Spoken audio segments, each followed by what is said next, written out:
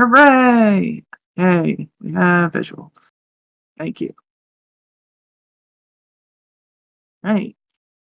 As you all hopefully saw in the event description, this is a short little talk on paratypes. And if you don't know what that is, then you're in the right place. Next slide, please.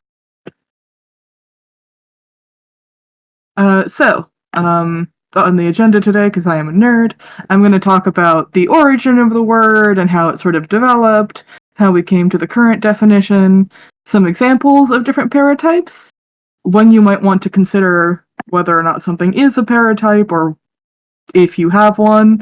We'll talk later about that if.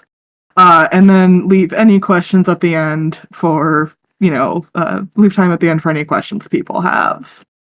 All right, so that is the plan for today's presentation. If we could go to the next slide. Perfect. So this is one of the first quotes that led to the coining of paratype by Poppy on their vlog Asterians. You know those characters, animals, and so on that make you feel all shifty but aren't technically kin types or hearted types? Yet are still important enough to your Therian/kin experience that you feel like mentioning them somehow? I propose we call them cameo types. This term would cover things that push into a shift for an established kin type, things that you often cameo shift into, and things that feel like hearted types but only do so because they remind you of your kin type. And I want to highlight this definition because we can see sort of the roots of what this term would end up becoming. So for anyone that's not familiar with the term cameo shift or cameo type, it's like a cameo in a movie or a TV show where a celebrity or a significant person only shows up for one episode. They're not really a main character, but like, oh hey, this person has a cameo in this Marvel movie, right? Like, it's a thing that sort of comes and goes or shows up unexpectedly. So we can see that this thing that's being coined to be cameo types is about things that are like not quite kin types, but like they show up kind of often, or they tend to trigger shifts, or they remind you of your kin type. And that will be significant as we go. But obviously, sort of this is a right, like it's sort of basic concept, like any term, it will sort of develop over time. Some other significant quotes as people sort of started discussing this idea, if we could move to the next slide. So again, by Poppy sort of bringing in things that are thematically similar to your kin type, or things that only feel like kin types for like a moment, like this sort of like, or the obligatory coffee blog, Kara Ember, who also runs the Alterhuman Dictionary, describes them as a greater family group, in the sense that I'm not them, but they embody something similar enough that they evoke some kind of kin feeling without actually being a kin type. And those, I think, are really key to how I think about paratypes and how I conceptualize them, is this idea of like similar enough. Like thematically similar, personally similar, biologically similar, right? Like there's some kind of neighboring feeling. So the current definition, as of the Alterhuman Dictionary, is on the next slide. So a character, animal, or mythical creature that is not akin /therio/fictotype or heart type, but somehow feels important to your established identity. Some examples of how it might manifest include inducing shifts, or one of your established types, showing up as a cameo ship that feels related, or feeling similar to a heart type because they remind you of your kin type in some significant way. Now, I want to note that the things listed at the bottom are all examples. They aren't the limiting, this and only this definition of what a paratype is, and you might notice that there are some vague and subjective words in this definition, like somehow feels important, or how it may manifest, or somehow feels related, and that's because a lot of this is very personal, and what relatedness means or how something triggers a particular shift or kin type could be really different from person to person.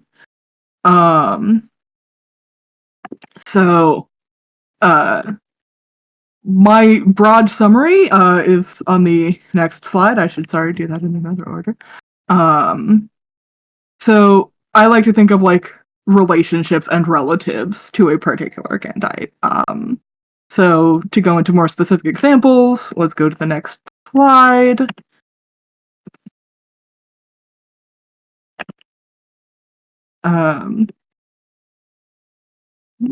Lost my Discord view.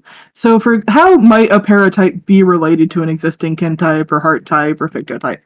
It might just be a similar kind of thing. Like, for example, if I am a particular breed of dog, other breeds of dogs aren't quite kin types, but they feel similar enough. They're like 99% the same. Or wolves, or coyotes, or jackals. Sometimes it might not be biologically related, but just has a similar body type or features, right? Like, birds and bats are quite distant on the phylogenetic tree, but the feeling of like flying or being a particular size might still trigger some of those cameo shifts. Especially for fictotypes or archetypes, right? Like if a character has a really similar story or fits the same archetype, it might activate some of those similar feelings. And also, like, so close direct relationships make the most sense, I think, or are the most obvious. If you're a dog, it makes sense you'd get some kin-ish feelings for other dogs. But I also think sometimes it's less direct and more about, like, importance to the life cycle or nature or behavior of that particular animal or character or species or thing. So, for example, I'm a border collie therian. I have a paratype that is sheep. I'm not biologically related to sheep, but sheep are important to me as a border collie. Seeing sheep triggers border collie shifts in me and activates herding instincts. I would imagine similar things for like predator-prey dynamics. A wolf and a deer are not biologically similar, but I imagine if you were a wolf, you have strong feelings about deer, or seeing deer, or feeling deer, or smelling them might activate some like shifty feelings for you. For fiction kin and similar, there might be significant relationships. If you identify as a particular character, interacting with or seeing or thinking about that character's romantic partner, their enemy, their rival, their best friend, might bring up some related feelings or trigger a shift or something like that. Or there might be like natural connections for species, like monarch butterflies are heavily associated with the milkweed plant. Like they just have a biological relationship together. And honestly, the reason there's so many subjective words in that definition I quoted earlier is sometimes because these, this is about connections and relations, sometimes it really is just about personal associations. Like, so for example, maybe something wouldn't be related to another person, right? Like, so for example, most people would not consider an obvious paratype between pigs and hummingbirds. But if you grew up in a culture where those things were linked or had personal experiences, like maybe those were your two favorite plushed animals when you were a kid, or as I did as a child, you thought goats and sheep were the male and female of the same animal for a while, that might be a paratype link in your brain, even though it wouldn't be for another person, right? Like maybe I think of honey every time I think of cats just because of my personal history, and that wouldn't be an obvious link to anybody else. So that's part of why there's so much subjectivity in this, is that like it's just whatever associations your brain makes. Moving on to the next slide. This is an illustration I made once when I was trying to figure out particularly significant paratypes for myself. I used a sort of planetary model, so my identities, the things that I actively identify as, are sort of like the sun, and the paratypes that orbit around it are the planets. So if you look at this, you'll see that, okay, let's look at my dog stereotype on the left. In general, other dogs are just a paratype of that. Almost any other dog is going to activate some dog feelings in me. Including mythical dogs like Kunanan or Kushi. And for some reason, of all dog Pokemon, specifically Rockruff is such a strong paratype for me that I thought it was a kin type for 5 seconds. So I separated that out from other dogs, even though it's sort of a similar paratype for similar reasons. Sheep, as mentioned, are both a paratype for my dog kin type, because herding dogs, sheep herding, very obvious, but also my fawn kin type, because I associate goats and sheep. So sheep just get that double whammy for me. And so for my fawn identity, fawns are goat people. It sort of makes sense that goats and anthropomorphic goats are going to activate some of those goaty, horned, hooved goat person feelings. The paratype is broad enough that it does extend to other ungulates, not as strongly, but it's there, like cows, deer, antelopes, things, anything that can make you like, can really trigger like phantom hoof shifts for me. Centaurs do it as a sort of half human, half animal thing, also minotaurs. And this is where it gets into some of those personal associations, because for me, my fawn identity isn't specifically rooted in like Greek satyrs or any particular fictional identity. For whatever reason, the noimata that I associate with my fawn identity have an idea of being like a plant-animal fusion or like a nature spirit, so there's a lot of like ideas of having grass as fur, using the epithet sap blood. So for me, grass-type Pokemon are a paratype of this fawn identity because they cover that plant-animal kind of fusion. Same with any kind of like fairies that have a lot of that flowers as clothing, flowers as body parts, right? Like that fusion is a paratype for me. It might not be for a different fawn otherkin who doesn't have that association or doesn't see themselves as partially plant, but for me, fawn kin type and grass Pokemon is a strong link. That's why paratypes are so like very personal. Next slide, please. One of the situations that I think paratypes are easiest to like, or where paratypes tend to form easily is around archetypal identities. And for those of you that weren't at Centaurus last year or haven't watched the recordings of my archetype presentation from Centaurus or OtherCon, and an archetype is when you identify with a particular archetype, whether that's royalty or the mentor or the trickster or the cat, but in an archetype way. Archetype gang, rise up.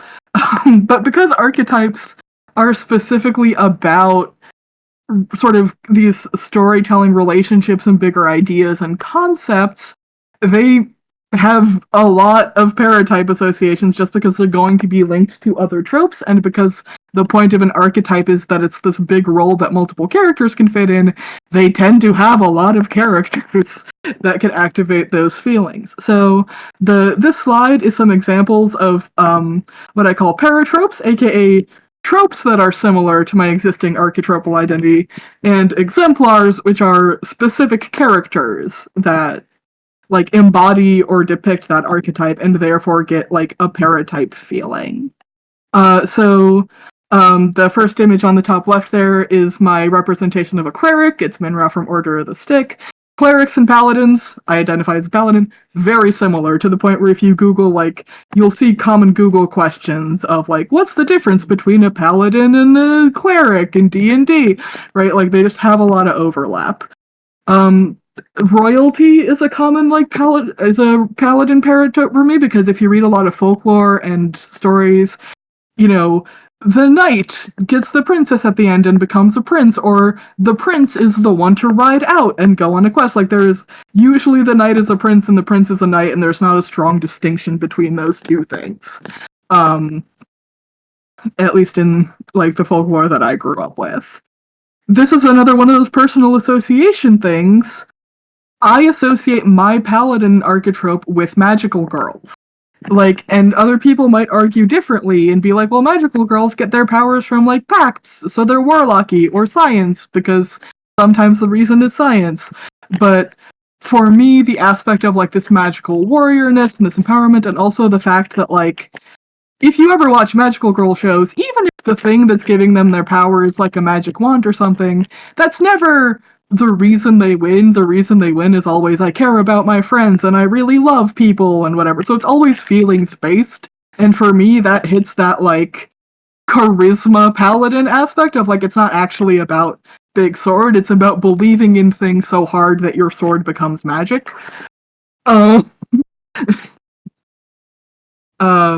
For probably related childhood media reasons, I have a similar association with any kind of transforming hero, even though there's nothing in, like, the paladin archetype that has this embodied aspect of transformation in the henshin hero aspect. But, like, me personally, I, the individual, have this association between, like, transforming heroes, magical heroes, and paladins. Other people wouldn't necessarily feel that way. So, yeah, the Lancer trope is a bit paladin, also a bit of my right-hand man archetype. Lots of Lancers in there. And the other characters depicted are all exemplars. These are all characters that I feel like, for me personally, the way they are depicted and the way I feel about them activates paladin feelings. Pearl from Steven Universe has that whole, like, loyal knight devoted to just one person thing going on and has, like, a whole knight motif. Sir Carrot from the webcomic Cucumber Quest is a regular knight and then gets a magical power-up from the Power of Love, which I think makes him a paladin. That's Sir Gawain from the Arthurian mythos, my favorite of the Arthurian knights. Good boy. And the mouse is Despero from The Tale of Despero by Kate DiCamillo, who, like, in canon is just straight up a knight archetype. Like, he, as a mouse, reads books about fairy tale knights and goes, I want to do that on purpose, which, what knight's archetype representation? So yeah, that's Paratypes and exemplars, which are just archetype-specific words for, like, this is a related trope, this is a character that embodies that trope. Both of them can just be considered subtype, like, these are a way that paratypes might manifest. If we move on to the next slide. So, to give a more specific example of how paratypes can be sort of second degree or indirect, so I have a fawn kin type. I identify as a fawn. As you may remember from the planet slide a few slides ago, a paratype of my fawn kin type is fairies. They have a similar nature association and this sort of plant-animal being vibe. They're also just related concepts. A lot of things that will have fairies will also have, like, fawns and other mythical creatures that are commonly associated. I consider to myself to have a heart home in Mouse Worlds, which is the TV tropes term for the setting where, like, characters are small, whether mice or borrowers or fairies or whatever, and, like, interact with the human world. And I consider that heart home a paratype of my fawn kin type. My fawn kin type isn't actually small.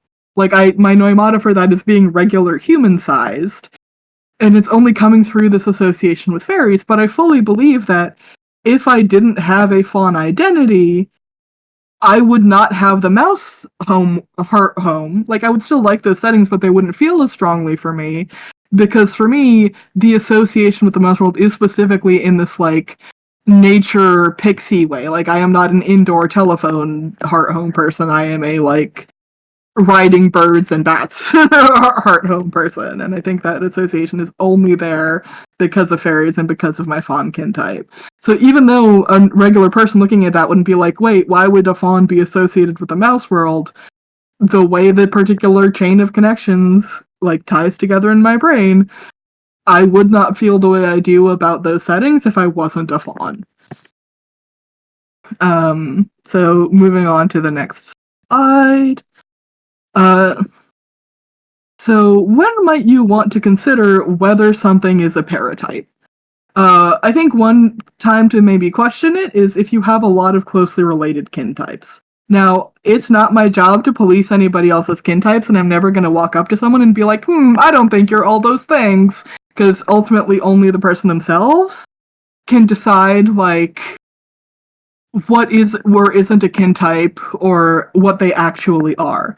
But sometimes, when I see people who are, like, questioning really related kin types, or have a list of kin types that's like, I'm a Husky, and a German Shepherd, and a Malinois, and a Belgian, I'm like, I do sometimes wonder whether they might have just one kin type, and a bunch of very similar paratypes that are hard to distinguish. Um, like, again, that's not for me or anybody else but you to decide. It's just a thing I think people would benefit from, like, considering more. Be like, are all these things fully kin types, or are they just very closely related to one another? Similarly, if there's like a recurring theme or similarity in kin types, if something causes frequent cameos or induces shifts, to go back all the way to the cameo type definition first proposed by Poppy, like, that's one of the ways a paratype can show up. And again, remember that it all comes down to personal association. So even if there's not like a logical external reason to be like, well, why would I associate panda bears with butterflies? Like, if it works for you, that's what it is. Like, those links are there. Um, Moving on to the next slide.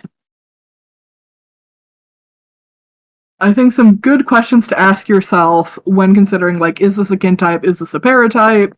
What are my paratypes? Does the identity stand on its own, or is it closely tied or related to another thing? Would you feel as strongly about X if you weren't already Y? Like, I think that's really the definition of a paratype, like I mentioned with my Mouse World, Heart Home. I don't think I would feel as strongly about that setting if I wasn't a fawn and therefore associated it with, like, fairies. Like, that's a subjective decision, but that is how I feel about it. Um, I love that identity chart, Poppy. Beautiful. Uh, Moving on to the next slide.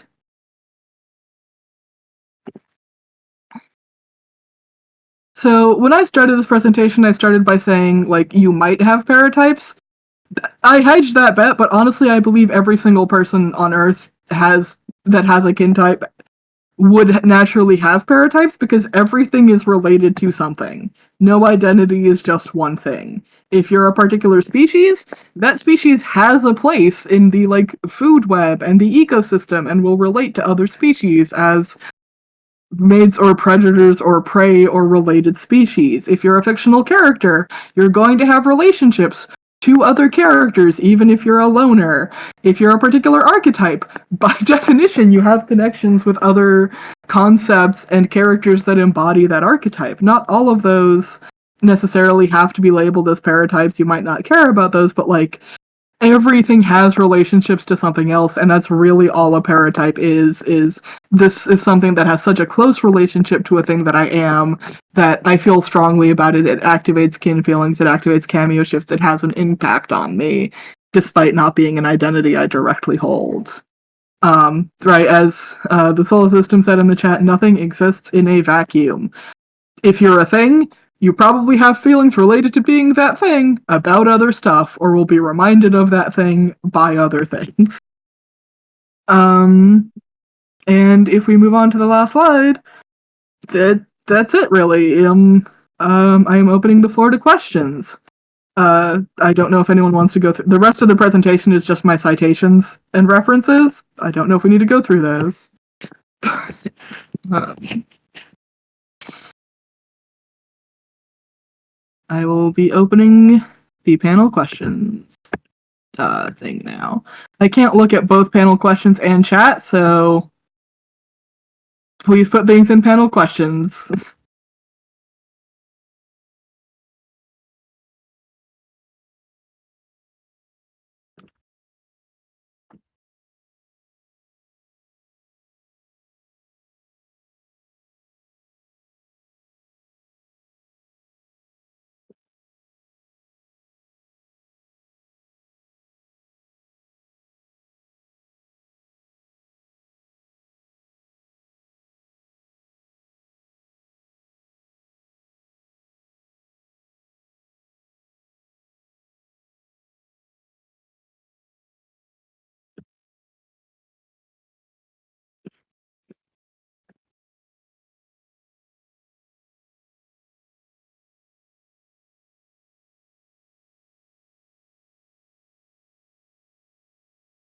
Um, Let's get the ball rolling. Poppy asks how many paratypes is too many. There's no number limit. That's not how it works. Paratypes are just like I feel, this is associated with my kin type in a way that feels significant to me. To the point that, and I will share this in the panel questions chat, I recently made a stamp for my personal website to the effect of too many paratypes. Uh,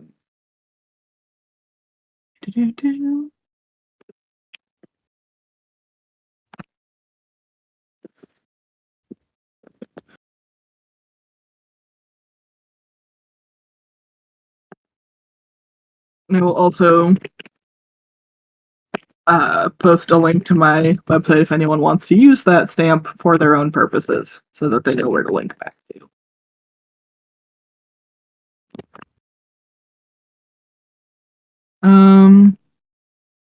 Can something be a paratype just because it gives you kin alterhuman feelings even if it doesn't induce cameo shifts? Yes, cameo shifts was part of the original concept of this idea, but even going back to that old definition, part of the idea was just this well, it's not quite a kin type, but it reminds me of my kin type. It doesn't have to induce shifts. It's just it gives me kin feels. Where do you think the distinction between vague types and paratypes lays? Sometimes it feels like the things I'm considering overlap either both. I don't use vague types a lot, so somebody please correct me if they do and know more about it, but my understanding of vague types is that the word vague is in there because it's supposed to be, right, it's unclear or it's vague whether something is a kin type or a heart type or a paratype or something else. Whereas I use paratypes when I know relatively with certainty that no, this is not a kin type, it's just a related thing. Yeah, can something be a paratype if it doesn't have a connection to my kin type, heart type, etc.? I think in common usage, there's the idea that it is ancillary to an existing identity, so that's the current definition. But I believe that a lot of the especially with it being originally coined as a cameo type, there wasn't necessarily this idea that oh, there's a clear kin type it's connected to. It just gives me a lot of cameo shifts, right? So I think that possibility is there, although it seems like a lot of the current usage leans more toward being related. Um,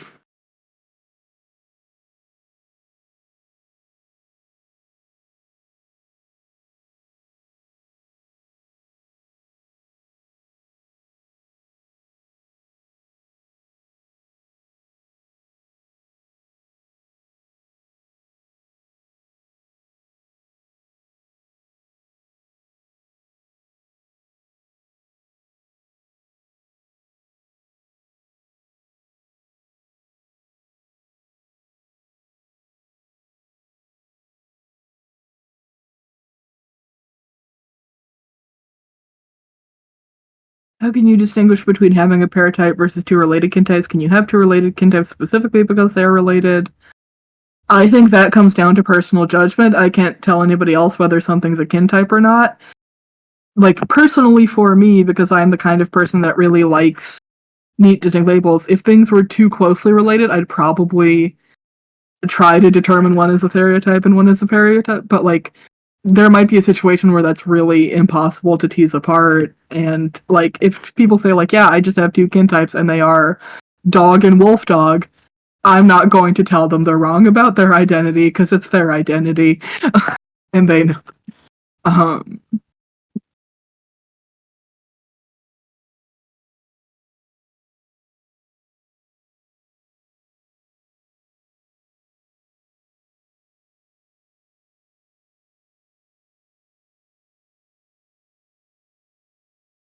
that's also, people sometimes identify as cladotherians because they are all of the species in a particular group. So do what you want forever.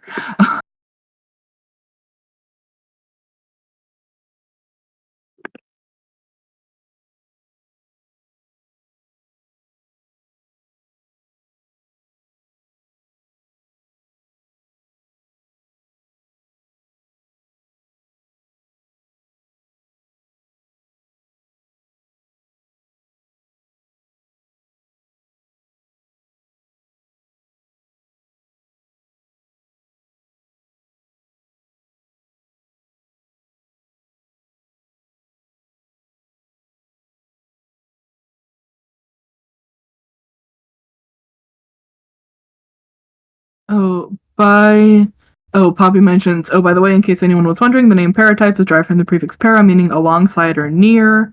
The word is related to the homonym in biology, where a paratype is something that exists next to a holotype. The holotype is the original, the paratype would not be there without the holotype. Some folks have assumed it has something to do with paracosms, which it doesn't. Didn't know about paracosms were a thing when I made it. So yeah, paratype. The para in paratype is the same as the para in parasympathetic nervous system. The nerves of your sympathetic nervous system are sort of in the middle of your spine, and the nerves of your parasympathetic nervous system are above and below it, and therefore sort of around it.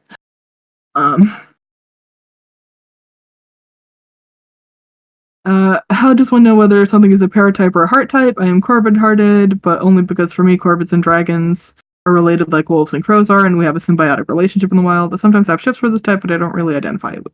Could it be a paratype? It could be. Um, yeah.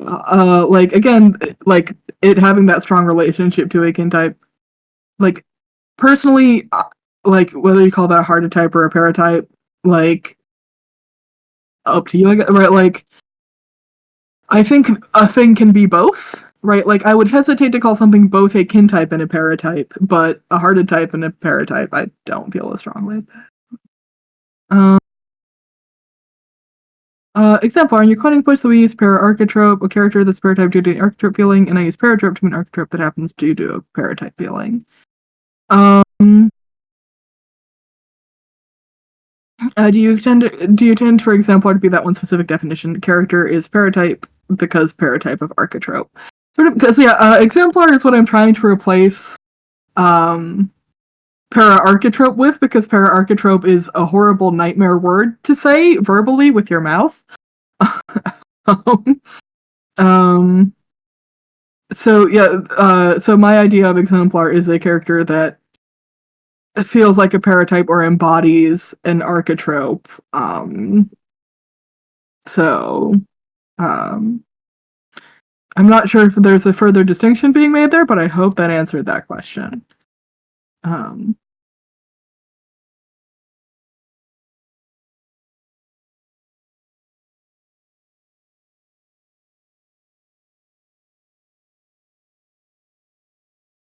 right, because the para in paratrope is trying to be the same para as in paratype, as in this is a trope that is near the other trope.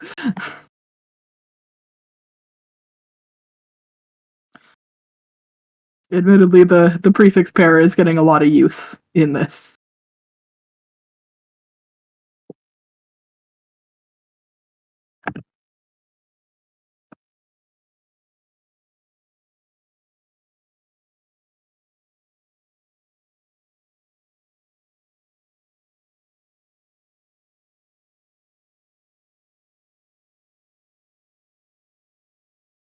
Yeah, I do really like the term exemplar just because it already means an example of a thing. So if you have an archetype, it makes sense that like, and here is an example of this archetype. It is an exemplar. Like you're not even trying to use the word in an ultra-human way. That's just what exemplar means. It's just applicable in this setting. But in an ultra-human way, I imagine exemplars tend to activate either heart type or paratype-ish feelings.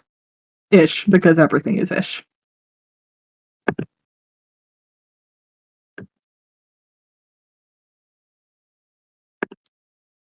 Um, yeah, is it possible to have an archetrope paratype? Yes. I don't identify as a shapeshifter, but having multiple forms, I feel connected to shapeshifter characters, and sometimes they make me consider whether I am them. Yep, sounds like a paratype. You're not the thing, but like that's the thing about paratypes is I don't think they have to be a species or an individual character. Somebody in the chat asked whether the ocean could be a paratype of something. Yeah, why not? Right, the whole point. Like, I one of the examples I gave in my presentation was that somebody might have like a milkweed paratype if they're a monarch butterfly. It doesn't have to be a sentient thing. Like, I see no reason why an archetype or an archetrope couldn't be a paratype as well.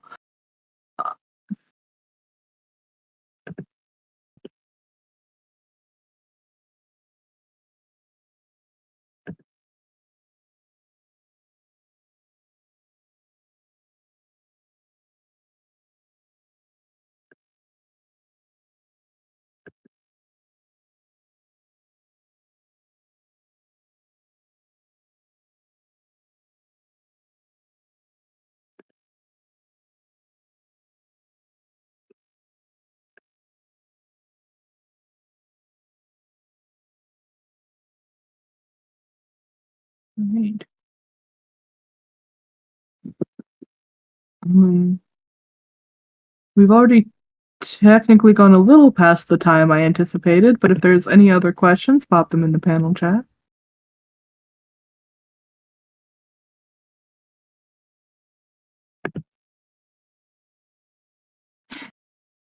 You put that in text panels rather than panel questions, Poppy, but is paratype soup? Yes, sure. I mean, that's kind of the point of paratypes is that they are inherently, like, vague and vibes based. Well, not inherently vague, but, like, so much of them is subjective. It's all soup.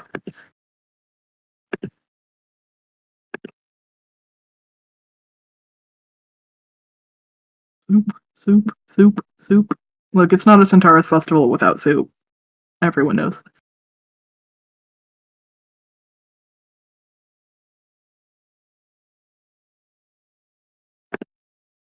All right. Um, also, yeah, Jason and the Argonauts will be starting on the movie stage in 15 minutes if anyone wants to run.